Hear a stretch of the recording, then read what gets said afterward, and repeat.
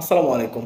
প্রিয় বাণিজ্য বিভাগের শিক্ষার্থী বন্ধুরা, আমি তোমাদের সাথে ধারাবাহিকভাবে রেওয়া মিলের টপিকটা নিয়ে আলোচনা করতেছিলাম।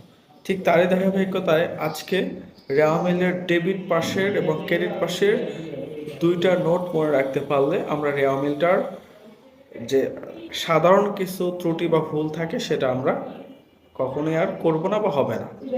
সেটা কীরকম? প্রিয় শিক্ষার্থী বন্ধুরা, তোমাদের মনে রাখতে হবে রেওয়া মিলে সকল প্রকার সঞ্চিতি ক্রেডিট পাশে বসে। আমি আবার বলি, রেওয়া মিলে সকল প্রকার সঞ্চিতি ক্রেডিট পাশে বসে, শুধুমাত্র পাওনাদার বাট্টার সঞ্চিতি এবং বিক্রয় বাট্টার সঞ্চিতি ডেবিট পাশে বসে। এছাড়া পৃথিবীতে যতগুলো সঞ্চিতি আছে সবগুলো রেওয়া মিলের ক্রেডিট পাশে বসে। এরপরে রেওয়া মিলে সকল প্রকার তহবিল ক্রেডিট পাশে বসে। আমি আবারও বলি, রেওয়া মিলে সকল প্রকার তহবিল ক্রেডিট পাশে বসে, শুধুমাত্র নগদ তহবিল ডেবিট পাশে বসে। আশা করি